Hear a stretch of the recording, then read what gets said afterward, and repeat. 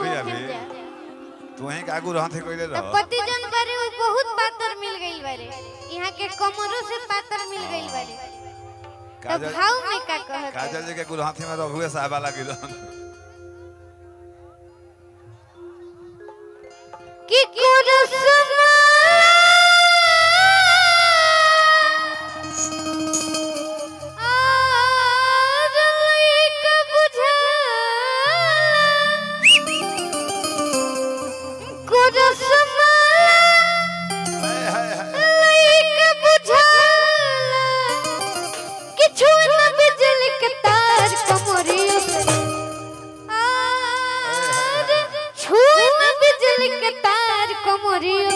पत्थर बोला मुआ हम कौन बाजिया से अगर बोला मुआ हम कोद समय के जाला लइका बुझाला कोद समय के बुझाला छुई न बिजली के तार कमरी पत्थर बोला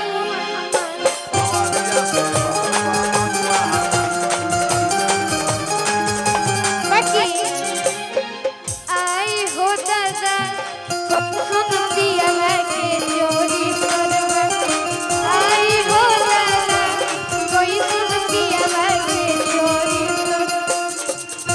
हेलो कान भगरो नायाईबा देशो के जाला में काजल के भगरो नायाईबा आई हो दादा काजल के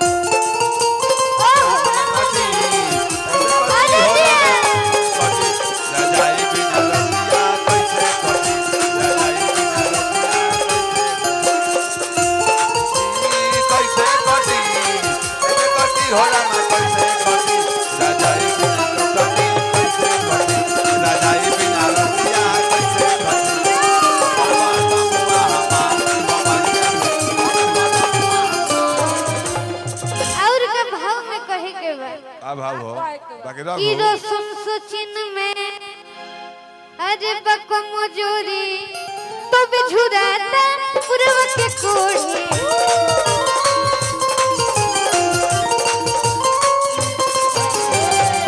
सचिन में बको मजूरी तो बिझुराता पूर्व के कोढ़ी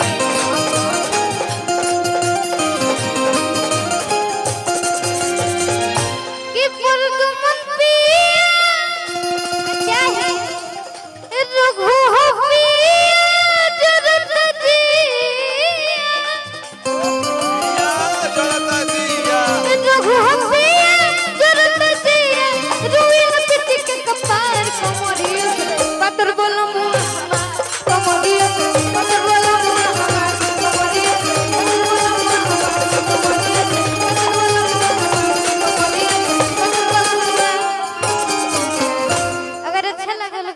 बजा के आशीर्वाद दे दे।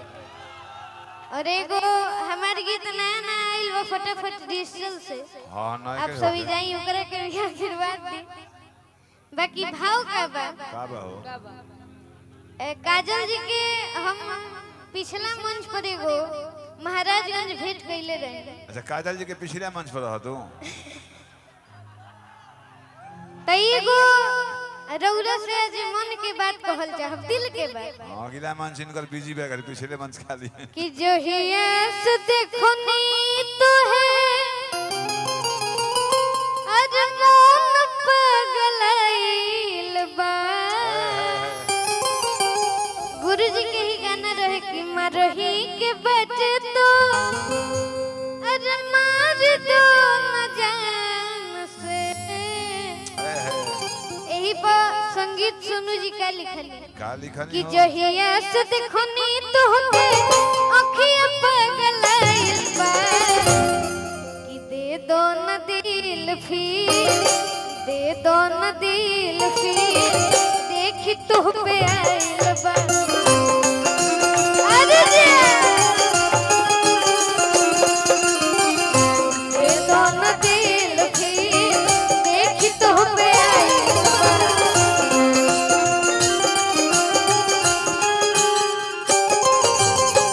जब उस तोहके देखी अखिया मोर पगलाइल बा।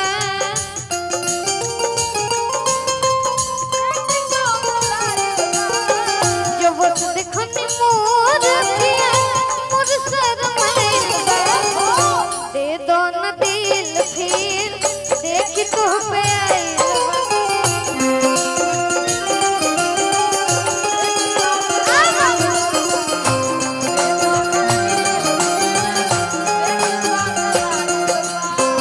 अरे जिया एक तेरे सिवा कोई और मुझे भाता नहीं है कहीं मुझे प्यार हुआ तो नहीं है कहीं मुझे प्यार हुआ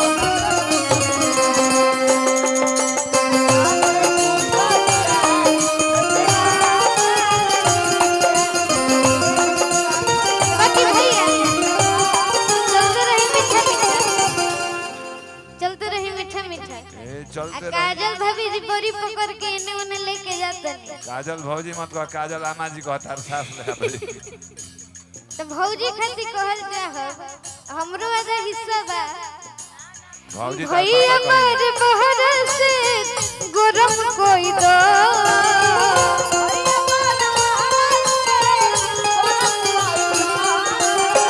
भैया मारे बहर से गरम कोई दो। ए भौजी तनी है ना हमरे पर ध्यान दो कि देवरो के टिकट कौन गरम कोई दो।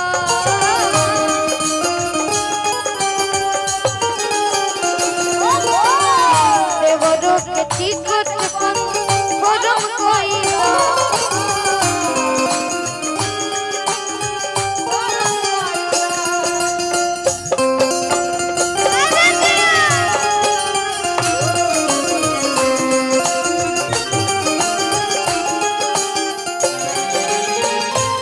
और आगे बड़े भाव में लइकवा कहत का बा। का कहता रे हो देख जब हंसलू हो दिलवा में धंसलू।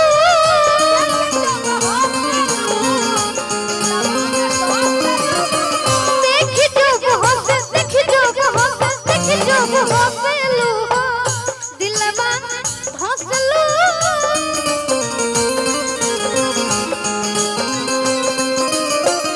संगीत सुन रघु के प्यार में हो फसलू।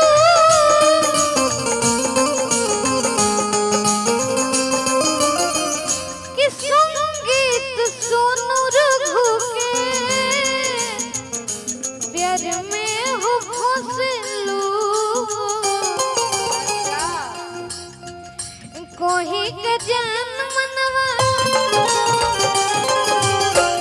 कोही का जान मनवा मोर बुड़ाइल बा। कि कोही का जान मनवा आज मोर बुड़ाइल बा। दे दो न दिल फिर, देखी तो पे आइल बा।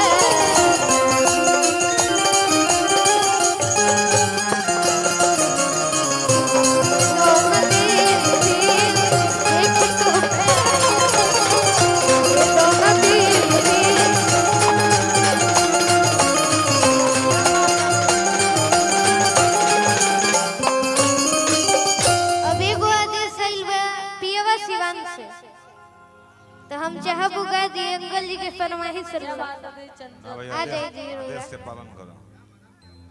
और हम चाहब पूरा भाव देवे के बाद और ये सिवान के सबसे फेवरेट गीत है लेकिन एमे जो सिवान कहल गइल बा त ई कोनो जिला के प्रति नहीं के कहल गइल पिया अवतारे काम करे के कहि से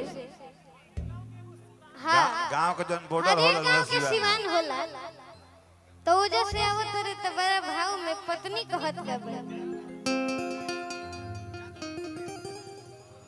अच्छा हमनी के चाचा जी की तरफ से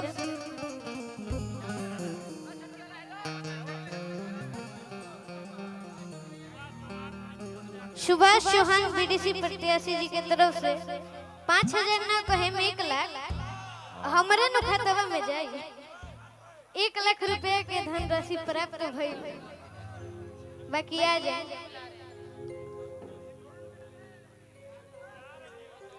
बहुत आशीर्वाद देनी भैया पैसा चल गए बाबूजी से कहा मैसेज देख ले। हाँ अब आ जाए भैया फोटो तनी बाद में खींच ली हलो पहले गाना सुनी कि नैन छुरी से कटार हो गई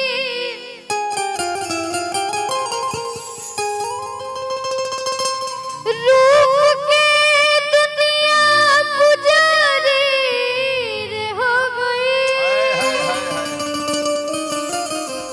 स्वतः तक कैसा मन करता है कि के हो नजरिए मैं आके जब बसी जला छोटे बाबा के बुला ले तनी ना ना तो ई गीत में वायरल हो जाए तो बुझी हो कि प्रेम के बीमारी हो गई अब बाकी भाव देवे के बताओ ओ जे सुता दो कोनो दिक्कत नहीं थे ओ जे एक रखू हाँ। ओ जे सुता के होगा मंच पर तो मुड़ी धके बुझा दो आ जाए रानी जी डर सूते के डर भागा तरीके से तार सब रौरे एगो आखिरी सहारा बने हां रानी से भाग गई कि उनकर सुती है तो उनका कुछ बुझाइबे ना करे से तारा लायक नहीं क्यों कि सिवान से एगो रजाई मंगा लो रजाई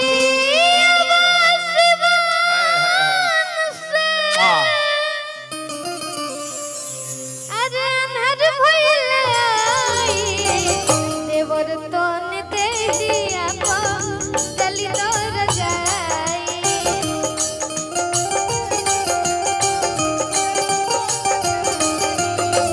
देवर तोन देहिया पा चली दौर जाई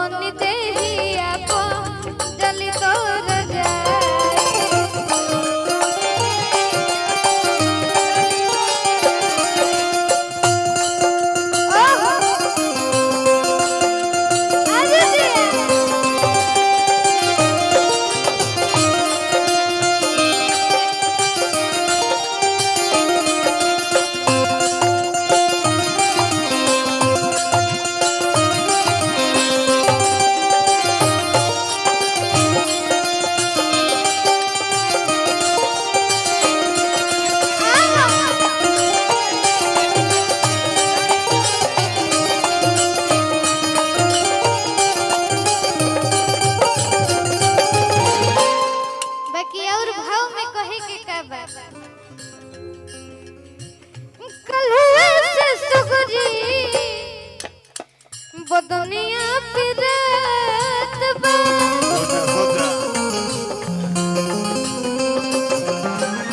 कलवे से सुगरी बदनिया पिरत बा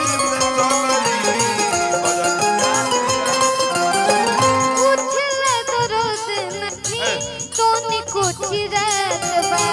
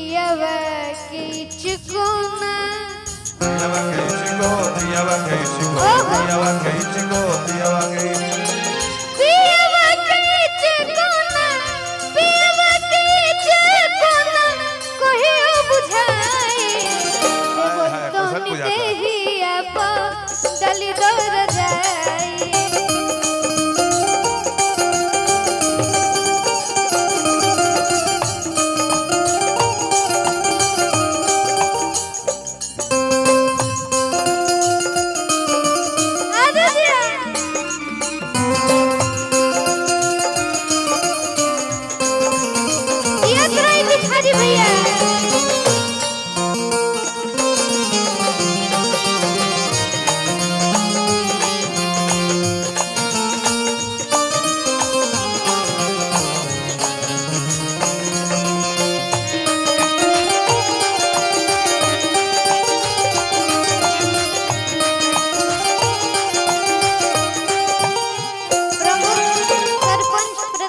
जी के तरफ से बहुत सारा आशीर्वाद आई। अच्छा चाचा जी बने प्रभाष कुशवाहा जी के तरफ से लाखों लाख रुपए के आशीर्वाद आई। बाकी आगे और का कहे के बा सुख चाहे ओझा के सोझा बुलाई दो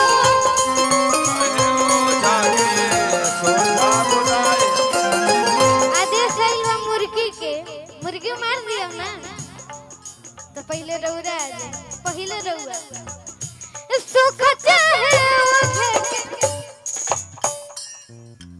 आवे तो जाए तो आवे तो जाए तो आवे तो जाए तो आवे तो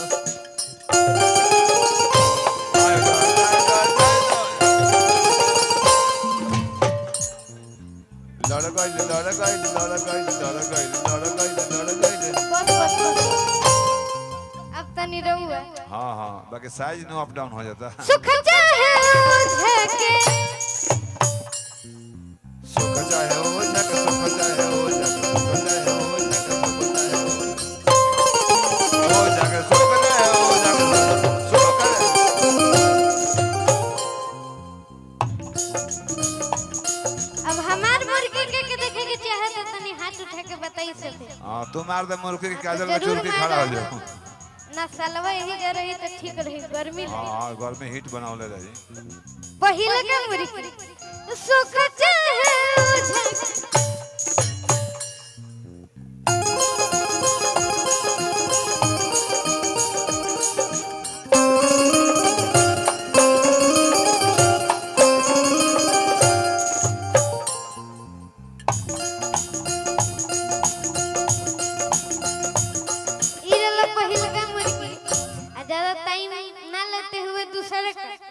कि सुख चाहे ओझा ई आदि दीदी से सिखले वाली अरे दीदी लई गई से मुर्गी मार के अति सर सुख चाहे ओझा ऐसे बबीता मार ले मुर्गी पीछे माए अगर अच्छा लगा लो तो ताली बजा के आशीर्वाद दीजिए ए रघु तार पापा कैसे मुर्गी मार लेते हैं देखाओ सुख चाहे ओझा के सोझा बुलाई दो कोई सुन बीमारी बा तूने पतवाई दो सुभाष चौहान जी बीडीसी प्रत्याशी जी के तरफ से लाखों लाख रुपए का आशीर्वाद आई। और का कहे के बा कि कामना ही कोरे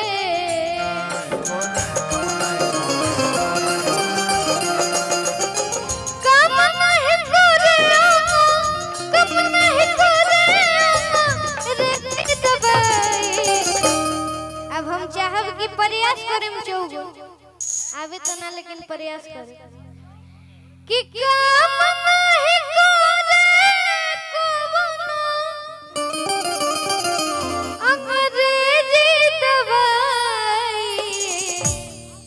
कि देवर तो नहीं दही अपो डलीदार देवर तो नहीं दही अपो डलीदार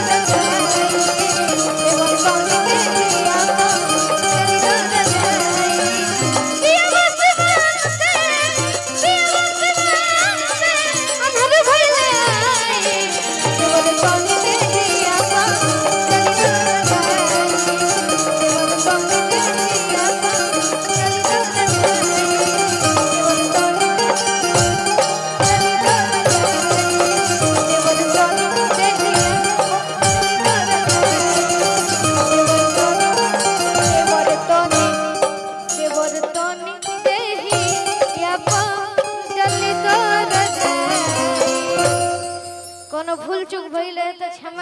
भैया एक बार ताली बजा कर आशीर्वाद। पूछ जो कुछ नहीं कहे, काजल से पूछो क्या बने। हेलो बाबू, उधर जाए तो रघु राजा जाइए, आशीर्वाद प्राप्त कीजिए गर्जीवन लोगों के द्वारा। और मैं चाहूंगा कि इस लड़के के लिए एक जोरदार ताली तो बजा दीजिए, एक बजनी चाहिए ताली। देखिए इतना कम उम्र में आप पढ़ कर बता दो। सोनी इलेक्ट्रॉनिक्स मकान वायरिंग एंड सभी सामानों का थोक विक्रेता है। आप सभी यहाँ से जाइए और मकान में जो कुछ भी जरूरत है, वायरिंग चाहे कुछ भी इलेक्ट्रिसिटी, जरूर। अगर पैसा नहीं है तो एमआई की भी सुविधा उपलब्ध है, महीने पर भी आप किस्ती दे सकते हैं और सामान अपने घर में ले जाइए, लग ही है। चलिए बहुत बहुत शुक्रिया। और अभी हम लोग सुन रहे थे रघु राजा जी को, और मैं चाहूंगा कि बाबू बढ़ जाए। बहुत जितनी कम उम्र में आप जो अपने अंदर अनुभव हासिल कर लिए हैं, या जिस गुरु के द्वारा गोलू राजा जी को अपना गुरु मानते हैं, जो भी गुरु द्वारा आपको आशीर्वाद मिला है, या जहां तक जिस लक्ष्य को आप छू रहे हैं इन दिनों, काफी सराहनीय और काबिलियत तारीफ है। और मैं चाहूंगा कि यहाँ से एक बार हम सबों के बीच गोलू राजा भैया आए, और मैं चाहूंगा कि बबीता किन्नर जी को भी साथ में बुला दी जाए। कुछ गीतें जो हैं जुगलबंदी हो, और मैं चाहूंगा कि बबीता किन्नर जी और गायक कलाकार गोलू राजा जी को एक साथ, तब तक के लिए मैं चाहूंगा कि पहले बबीता किन्नर जी चलिए। अब मैं उस गायिका को बुलाने जा रहा हूं जिनका मन है मंदिर के आंगन सा साफ सुथरा, बोले से ऐसे जैसे बांसुरी बजाए। जिनका मन है मंदिर के आंगन सा साफ सुथरा, बोले से ऐसे जैसे बांसुरी बजाए। एक गीत गंगा एक गीत यमुना, जिसे देखना हो ये संगम, दोनों हाथ उठा करके एक बार बबीता किन्नर जी के सम्मान में जोरदार ताली बजाए। एक ताली बजनी चाहिए बबीता किन्नर जी के लिए। हालांकि देखिए हमारे मंच पे जो कलाकार हैं, ये वो कलाकार हैं अपने गीत संगीत से लाखों करोड़ों दिलों तक अपनी पहचान को छोड़ रखे। जहां पर होते हैं वहां पे गीत सुनने के लिए सभी ऑडियंस के मन में जिज्ञासा लगी रहती है, इस गीत के बाद कहां से अगले सॉन्ग को गा देते जो हम लोग सुन रखे हैं। लेकिन पता नहीं ये जितने अंडर एज भाई हैं 18 से नीचे वाले, देखिए कितना अस्क मिजाज है ये लड़का, कितनी बड़ी उड़ान रखता है भिखारी भैया, कितना अस्क मिजाज है लड़का, कितनी बड़ी उड़ान रखता है। देखिए अभी तक सही से दूध के दांत भी नहीं टूटे हैं,